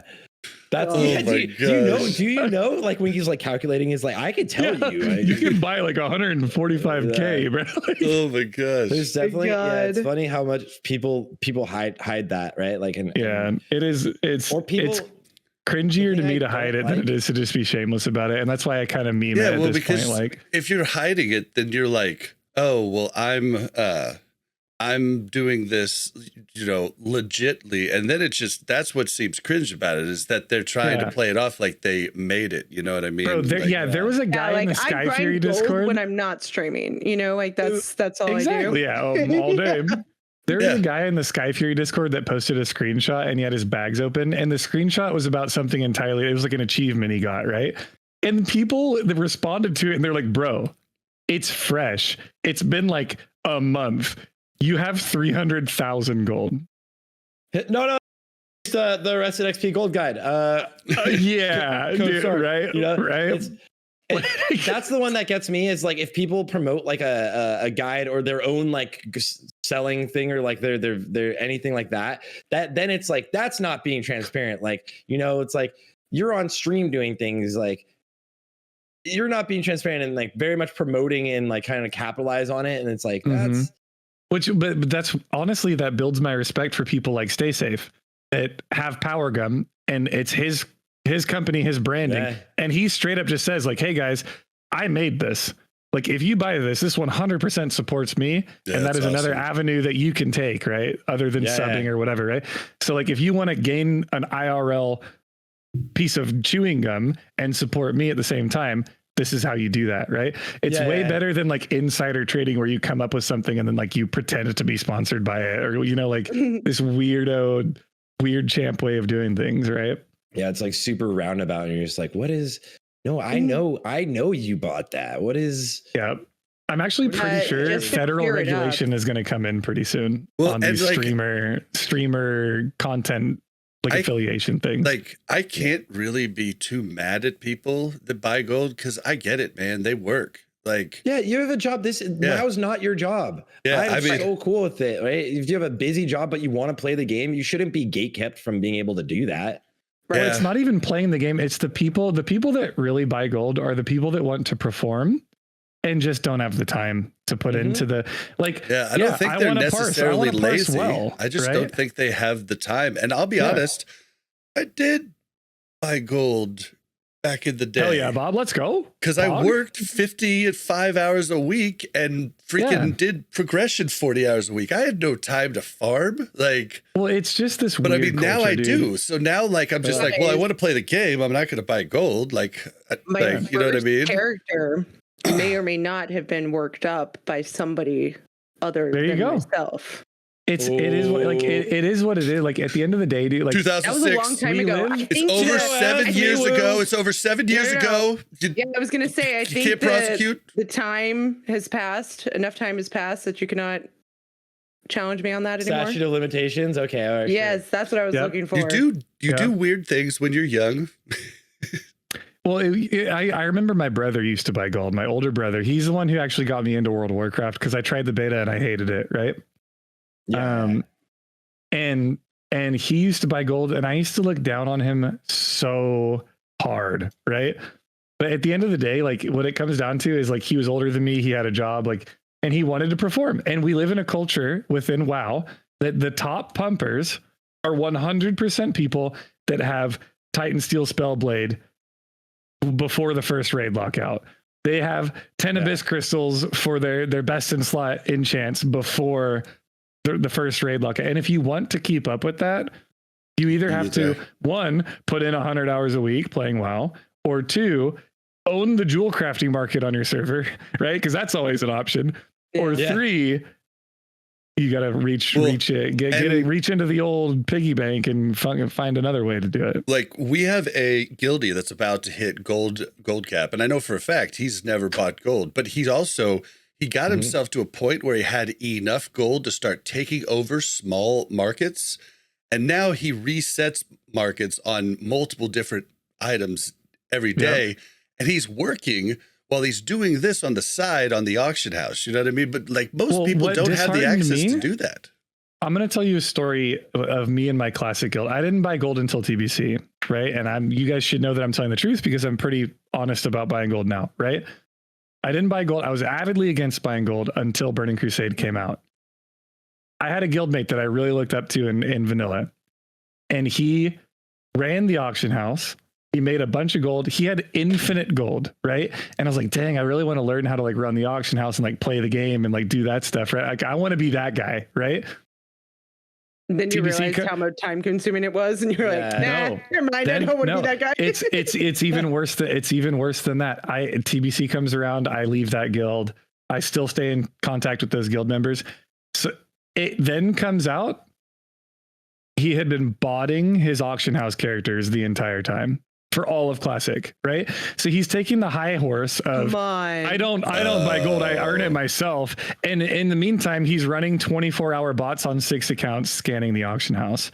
Jeez. And it's like, dude, like, you just can't win. There's no winning anymore. It's like worse than buying gold. No matter what you're doing, someone's doing it in like a way that's kind of like sussy. Not fair. Yeah. Right. Yeah, someone's a little sus. So luckily, though, in Wrath, you don't really need that much gold. You don't need to buy gold even. Like, it's not bad. Like, just do your heroics. You get more money for killing every boss in Nax than it costs for you to buy your flask and your food for the week, right? We're past the point of like GSPPs and spell power oil and like all the individual food buffs. Like, flame caps have entered the chat though. Yeah, well, flame caps, but that's if you're like a giga 0.01% raider that wants to try really, really hard, right? Also, while Winky was talking, we got another gifted 25 subs from Beasley. This was the episode to be here. It's like, that's actually you were here, chat. Yeah. Okay, so we've got about 10 minutes left or so. I'm just going to rapid fire these last 3 news things and then just get a little thoughts from Sarthe on just week 4 DPS. So rapid fire, Day of the Dead holiday event has been there. It's over. It was only for like 2 days. I'd never heard of this holiday, but you just dance with the person at a main city graveyard and easy. Yeah, you get the achievement and you turn into a Mexican undead guy. At least I think he's Mexican just because he has a sombrero. Maybe that's maybe I shouldn't have said that. Dia de los Muertos, yeah. Well, if you have a sombrero and you're not Mexican, you're appropriating the culture. I think you're in the clear here, Bob. Okay, good. Isn't Day of the Dead a Mexican holiday? Yes. It's their version. Muertos, It's not their version of Halloween. Mexican. But yeah, it's like it's a different type of celebration. But okay. I remember going and celebrating it with my grandma. Yeah. 12-month subscription rewards for Wrath Classic. There is a pretty cool Drake mount they're giving away for 12-month subscription. What do you think about it? It sucks because I'm like, man, that's another mount to go towards my 100 mounts. And, like I'm only about 28 away. Like, wait, are they giving it away for buying a 12-month subscription or if you could? Yeah, you buy 12 months in advance. You also get a tabard. You get some stuff with retail. That just worries me that they're like, we need to lock people in now because we're going to really fuck this up this next year. Yep. That's terrifying. Also, Season of Mastery transfers for Classic Era are available. They were just to certain servers, the free transfers, but I think the way this reads is now you can go to any server that's the same type of yours, PvP, PvE, as long as it's not locked. is the way I'm reading it now. Yeah, they were having issues at first with transferring from SOM to a PvE server if it was or PvP server if it was a character on the opposite faction that you were trying to transfer. And they've been trying to resolve that before they close transfers, because they're gonna close transfers and just shut the server down for SOM. And then hopefully they announce SOM 2. Well, hopefully they announce SOM 2 and we've got a hardcore server. If I move those over, dream. Do I get to keep my buff? Like, that's a really big question. So the answer to that question is yes. If you go to Classic Era, you can transfer with your Ragnaros. I killed Ragnaros without dying, right? You will lose the hardcore buff, I'm pretty sure. But if you killed Ragnaros, you have the Survivor of the Firelord buff. That buff will transfer to Era. It will not transfer to Wrath of the Lich King. See, I just want the buff that shows I didn't die. For that, like I have 2 level 60 characters that I didn't die. Like I want that on record. You might be able to do. You want me to do it right now, live? Yeah, I'll do it. I'll do it right now. Continue talking. I'll let you know once I. Okay. Well, transfer and then double transfer and then Inception. Let's move into.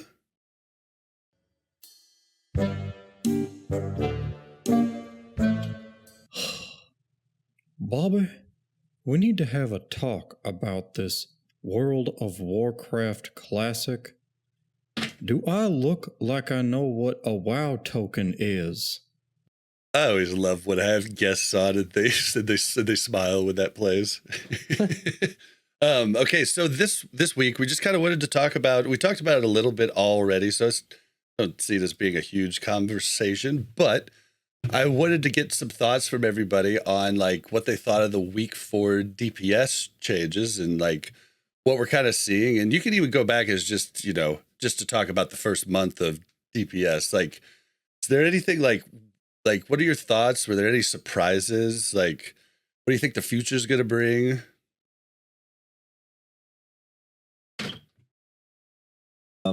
No. I'm gonna be honest. Like everything I predicted is like exactly what's basically come true. Affliction locks are coming into their fruition, kind of, and like stepping up to be really, really phenomenal. No one in a short fight at the very, very top, no one's gonna beat an unholy DK. It's just like not something you can really do. And the fights are pretty short. The top. Yeah, and as fights get shorter, Unholy DKs will do better, but people are better now at playing Affliction Lock, which is really good, right? So that's an improvement. Combat Rogue being as high as it is on bosses, I guess maybe, as you were saying, that could be like the one surprise.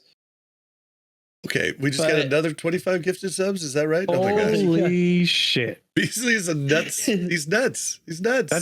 What's that, 200 from Beasley? I've lost track now. I think so. I think it's 150. Yeah, that's phenomenal. Oh, that's insane. God. What an episode this is. Right? All right, we found our new hosts. We're going to have Sarthe and Winky back every week now, because apparently... because Beasley likes us. I'm glad we were here for this. Oh my gosh. I've never seen anything like this. But you guys, now the next guests that come on, I'm going to be like, well, Sarthe and Winky were on last week, and I think we got over 200 gifted subs. I just, not to compare anybody, but, let's see what we can do this week. Yeah.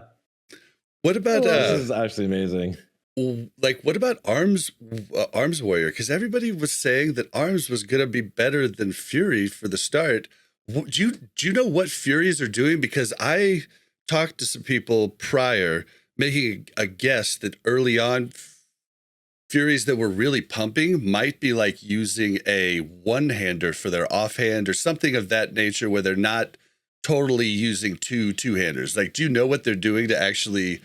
be better than Arms? Yeah. I don't know if they're actually necessarily doing anything crazy. They might. Okay, but now, I feel like before you don't bring many of them, right? And maybe they're getting more gear. They're finally getting like double Hand of the Betrayer too. Yeah. Go on, Mel. I was just saying the difference. I feel like the first time we looked at this, the difference between Arms and Fury was drastic, right? And now it's just like minimal. Yeah, now they're just fighting each other down there with the Beastmaster Hunter and the Subtlety Rogue. Well, Yeah. They now beat Subtlety Rogue, but they were under Subtlety Rogue in the first week, which was probably No, they're due under to Subtlety Rogue weapons. now. Yeah, probably due to weapons. Yeah, but I think in the first week that there's like on overall less than they are. 1,000 parses of Subtlety Rogue, right? Like, Yeah, I think there still is like some, yeah, it's like nobody is playing Subtlety Rogue. It's like Yeah, Subtlety Rogue back in has Classic, you could go 1,666. Yep, exactly. Like in TBC, I could have switched to Marksman for like one raid to have fun and get like every 100 bars, you know, if like my guild allowed it. It's like, I'm just going to do this. You're like, come on, guys. Who cares about the speed this time? Okay, Like- so I got my first 99 parse on Huygen in 25 man this week on Combat Rogue. And then I've got a ton of like 96 plus parses, but that was my first 99. And I was so proud. And then I went and looked at this and I was like, okay, well, there's 1,371,000 assassination rogues competing to combat's 131,000. And I was like, I'm not as good as I thought I was, damn it. Cause like, there's just so many more parses, you know, like, it was like I could feel good on like, you know, it sucked to play it, but my 99 parses on my warlock in TBC meant a lot because like I was going up against the biggest pool of people, and we were having to do minute little things to get that extra couple, you know, to get you from 97 to 99. So. But I still feel good about my personal improvement, and that's what logs really should be used for. Just that's my belief is that's what you should use it for. Yeah, Listen, I think this as is a healer, it's good indicative. Healer logs. Oh my god, healer parsing. That's like the one that you're like, oh, is this? What do you think about healing parses? no, they're ridiculous. Like, Thank I'm God you sorry. just said that. Holy shit. Yeah. Like, I'm sorry. Sure, you can like, for me to parse the 99, I have to cheese the shit out of something and do something weird and crazy. And like, I don't care. If nobody dies, I did my job. And sure, I think there's things that you can benefit from looking at logs as healers, but I don't think that parsing is one of them, right? Yeah. Like, now I guess if you're like, I mean, there's fights where it's like, okay, if there's literally no one to heal, now as a disc priest, I'm shielding, so that's fine, right? But if you're just healing just for the hell of it, like, what are you doing? Like, why are you wasting mana? There are fights like Patchwork where you just spam over healing for the whole fight because it's like you have to. That's what you do. It's safety. That's good. Like that's what a good healer would do. But like, dude, healer parses are, dare I say, the most cringe thing on the planet Earth. But then you have tanks that spec purely DPS, but then tanks that spec DPS, it kind of helps your raid. There's like such a weird argument.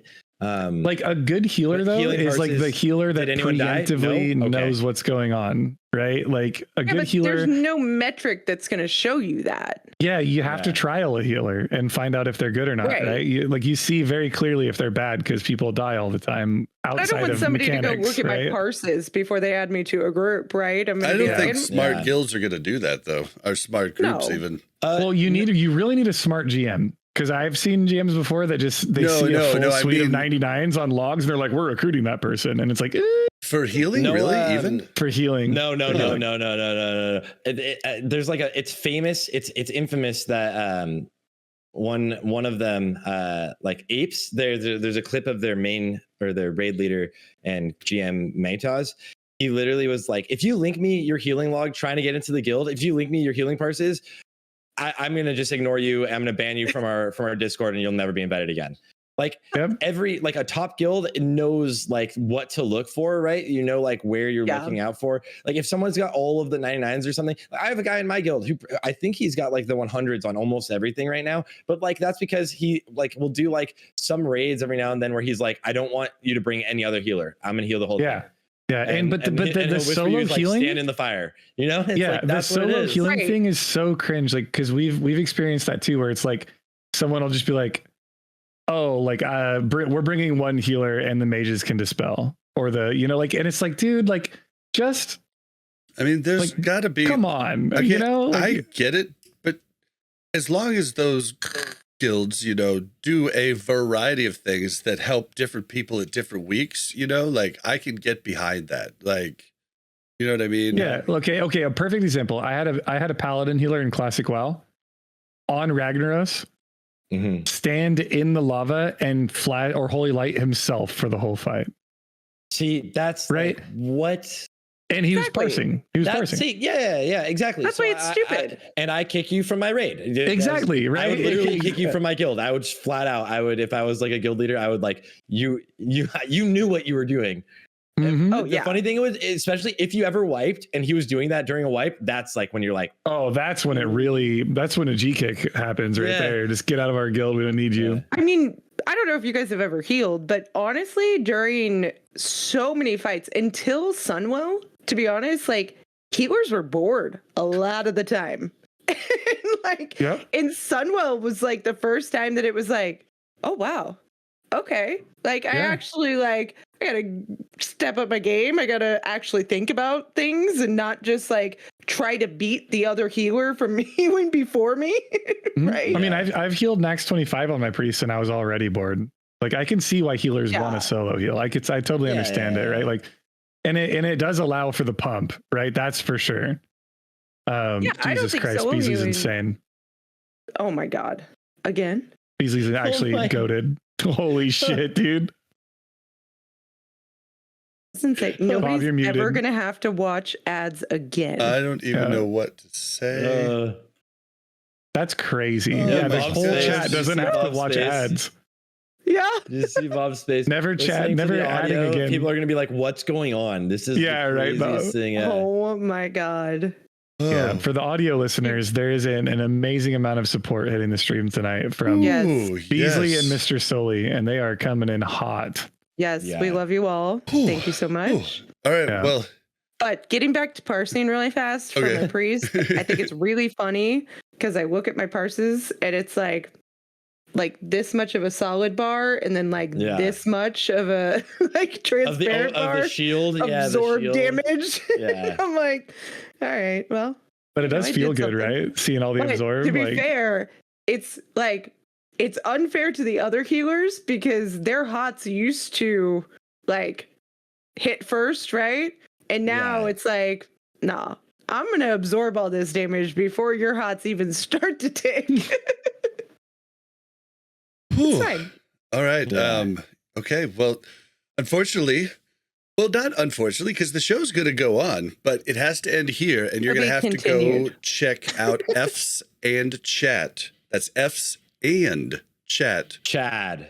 F's and Chad. F's and Chad. F's and Chad. No, it's chat. No, it's chat. It's not F's in the chat, around the chat. Dude, I've heard every version of that in my life. Hey guys, I'm going to be on F's and the chat tonight. I'm like, dude, it's F's and chat. F's and chat. So go over there to hear us continue to go on. We're also going to have Lesamos and Taxic on. And we're going to raid them here in a second. So everybody in chat, stick around. But let me just get through this really quick. Oh, no, I turned my camera off. Did I switch with Mel? It's fine. Don't forget to follow us on Twitter at WC Reloaded. You can also follow the Mash Those Buttons Network at the Mash Network. If you want to send us a story or something long form, send to wcrpodcast@gmail.com. If you want to join the Mash Those Buttons Discord and interact with the host of this show or any show on our network, that's mash.gg/discord. How can you help the podcast? You can help the podcast by leaving ratings, reviews on iTunes. You can leave us stars on Spotify. You can help our, it's small still, but it's growing our YouTube following. You could leave a like, you could leave a comment. Those help like you wouldn't believe. Comments are huge. So if you want to help us out there, you can help us out of the algorithm there. You could subscribe to our Patreon. I know we started doing ads on the audio version of the show, but if you're any level of Patreon, you will get a ad-free version of the show when it releases. Also, healer and tank tier get the raw audio pretty much like a day after we record, because now the episodes are going to be coming out on Tuesday mornings. So you'll get the episode quite a bit earlier. You could also check us out, on the Blazing Bob Twitch channel to catch it live, and crazy subs from Beasley. And then you can also, and Mr. Sully. Thank you, Mr. yes, Sully. Mr. Sully, thank you so much. And you can use our code Reloaded at Rested XP to get your Rested XP guides. It's restedxp.com, I believe. Link will be in the show notes, but use code Reloaded to save 5% and support the podcast. I got all that out. Sarthe, where can we find you? Guys, you can find me on twitch.tv/Sarthe or YouTube and Twitter at Sarthe TV. And the Classic Life podcast should be live now on Spotify and iTunes and all of those places soon. So also make sure to check those out. I'm throwing out a lot of the deep dives on first, kind of out of order. And then from there, we will have the tank deep dive that we just did. So if you want to know everything about tanking in Wrath of the Lich King, make sure to check that out. But thank you guys again for having me on the show. I'm really excited. This is awesome. No problem. And thank you for check out his podcast. Yeah, thank you for getting it on audio, because I can't tell you how many people have come into my stream, because I've told him way back when Crix said he was going to get it on. I was like, Crix is going to have it on soon. He told me, I gave him all the info, he's going to have it on soon, and he just never did. They kept coming in and be like, where's, lots of people can't, listen to YouTube at work. It's blocked by their firewalls, Got into Overwatch, and it just all went downhill. This was a while ago. This was a while ago. Yeah. Like episode 5 was like when I gave him all the info. Oh man. Oh, but yeah, check it out. And then Winky, where can we find you? Nope. Winky. I think you can find him on F's and chat in just a few minutes. Yep. And you can find him on Twitter at Wikipotamus. You can find him on Twitch at Wiki. Mel, where can we find you? You can find me guesting on Bob's stream almost every night. You say guesting, but I feel like you're the star. Well, that's true, But I mean, we literally get spammed with trying to be modest here. Right? So I forgot to turn it off at the start of the show, but one of the listeners called into the voicemail, and he just left the ending thing that he said was, Mel's the best, and Bob, you're wrong. And so I was like, well, I've got to turn that into a channel point thing. Yeah. And so people just spam it all the time at me. One guy was there. It was so funny. Yeah, I was just like, I've got to make this a sound clip. I just have to. Oh, yeah. Wiki, we gave your Twitch and FSAN chat and your Twitter. Do you want to give anything else? Okay. No, I heard you. I was in the other room. Okay. Just, doing dancing. Pre-F's chat urination. We got a raid. All right. Yeah. And you can find me on Twitter at Blazin_Bob. That's BLAZZIN_BOB. You can find me on Twitch at BlazinBob.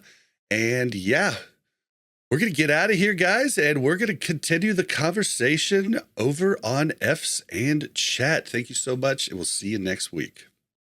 Bye, guys. Bye. Bye. All right.